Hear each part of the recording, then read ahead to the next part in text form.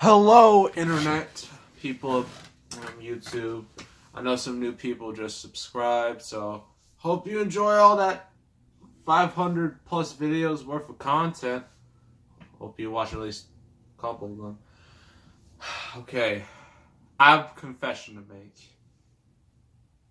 I've betrayed you all. Yes. Originally, I said, if everything went well, I would do TMNT Mutants in Manhattan. Well, that didn't work out. Again. But I completed another game during that time. It is also a Ninja Turtles game. But it's one from a long time ago, long as in over a decade ago. That is this little thing. TMNT, based off the 2007 movie, which I actually like quite a lot. Even though the movie could have been better if they just focused more on the turtles instead of adding a stupid villain subplot, but shame. Yes, so TMNT, this was, as I already said, based off the movie with the same name. This was published by, I believe was it developed by Ubisoft? I think. It was made by Ubisoft. And the thing about this is that originally Konami had the rights to TMNT all the way back to the 80s. Then they lost the license. So Ubisoft picked it up, and then they made this little thing right here. And, yeah. I mean, I think they made this, and a TMNT Smash Brothers ripoff game. And I think that's about it in terms of the important ones. Also, here's Mirage Studios, the people who made the TMNT comics. So they're the ones who started it all. And 4Kids. Yes, this was during the 4Kids era of TMNT. This was when 4Kids had the license to TMNT. And this was during the 2003 series, before Nickelodeon and Viacom got the rights, and then they did the really good 2012 series, and now we're gonna do the controversial new series. So yeah, it's a little backstory for you. So in this game, you have to play as the four turtles, obviously: Leonardo, Donatello, Raphael, and Michelangelo, each with their respective weapons. And although I believe this is like a multiplayer game, I mainly play by myself. In order to do that, you can switch between the turtles, because you can't have all of them on on screen at once. That's just a little ridiculous. Even though they did that in Mutants in Manhattan, which I still haven't beaten. I barely even started. I completed one stage of that. That was Bebop. Trying to get the Rocksteady, trying to get them done in order. There's not that many stages, but that may take some time. Yeah, so yes, in this game, it's basically there's 16 levels, more or less, and each of them you get a rank at the end. It depends on how well you fight, brotherhood, how well you're teaming up with other people, how fast you are, how many items you get. All of that is factored into a grade. It goes from C to B to A or S, because S is spectacular according to video game logic. So yeah, and some of them is specifically in earlier stages of the game. There are levels specifically for a certain turtle, like Michelangelo, when he's doing his Cowabunga Carl gig. You gotta play as him. When Donnie is in the sewers, trying to get some stuff, you gotta play as him only. When Leo's in the jungle, being the ghost of the jungle, gotta play as him. When Raph's being the Night Watcher, my favorite part of the entire game, and something that should be brought back to the series, you gotta play as him. But after a while, you eventually get to play as all four of them. Not at once, but you can switch between them. You can also do tag team moves with them as well. And sometimes it's mainly this like to just jump over high things, beat a bunch of enemies, that type of thing.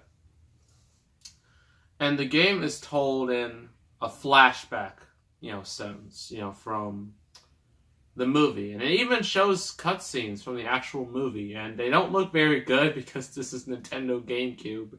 This isn't like Xbox 360. So it doesn't look quite as good, but it still looks alright. Anything I'm missing? I don't think so. I think I've covered all the basics. This is a movie license game, so it's not going to be that deep. Unless you're Spider-Man 2, of course. And I should do a gameplay on that. That would be amazing. If we're going to do a gameplay on that, we're going to do that pizza theme. I have a perfect time for that video. Spooderman 2 Pizza Time. That will be a future video at some point, because it should be amazing. So I think I've covered all the basics. So pros and cons. Pros. It's nice that like all the actors, I think all the actors, or at least I think they're the actors from the movies, who voiced the turtles. I believe they come back here, to do the voices. Either that or their replacements do a great job imitating their voices. But yeah, they do a nice job with their voice work. Even though sometimes like the voice work can get a little repetitive. Not quite as repetitive as the 2003 game. That was extremely repetitive. So yeah, so there's that. It's easy to control. It's not too complicated. Like A is jump, B is I forgot the things already. B is like to switch out between turtles. X is like the use your weapon attacks, and then Y is just to basically kick people in the face. If you hold on to B, you can do tag team moves and whatnot. And you can also like double jump. You can hop off walls like this, like zigzag off walls. With left side, you can I forgot. Oh yeah, you can climb up walls with left side. Or other than that, you also climb up walls. You have to climb like the ledges and whatnot, and jump across ledges. There's a lot of platforming in this game. With Mikey, you can fly with the nunchucks, but only for a little bit. Donnie with his staff, you can use it to I forgot. I think to conduct electricity. I think last I checked, maybe I don't know. And Leo, because he's the ghost of the jungle, he gets to use his. I forgot what he used. I think a cloaking device, or he was just undetectable in a weird way. I don't know. It's weird. So yeah, music is fine. I know there's challenge modes, but I didn't want to do that. I just wanted to get to the main game. That was my goal. I think that's about it. Cons. The camera. You can't control the camera. It's at a fixed angle, which can make things quite difficult sometimes. I mean, not all the time, but it can be very annoying. And the enemies, they're very generic. It's just a bunch of either foot soldiers or just gang members that look like from the 2003, movie. Not the movie, the series that were just kind of thrown into the game. Yeah, boss fights are not too bad.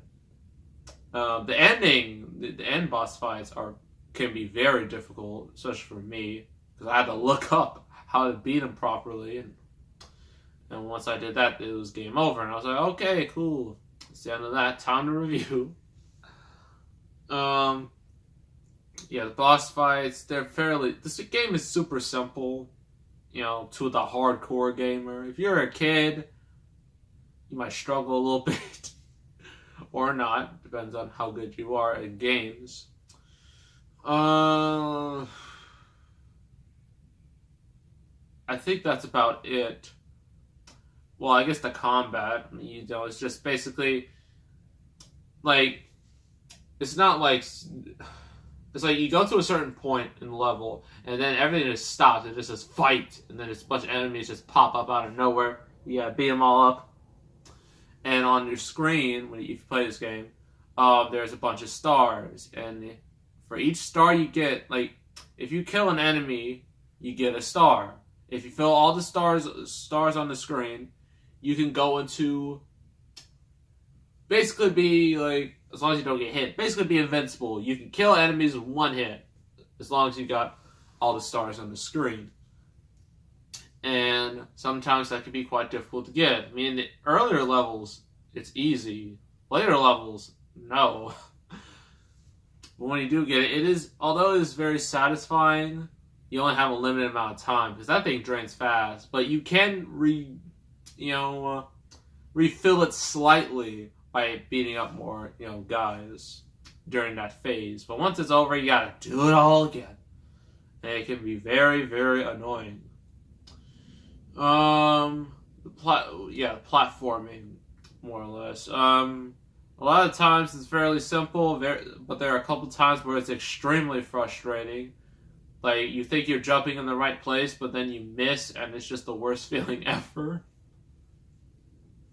So yeah, it's another flaw.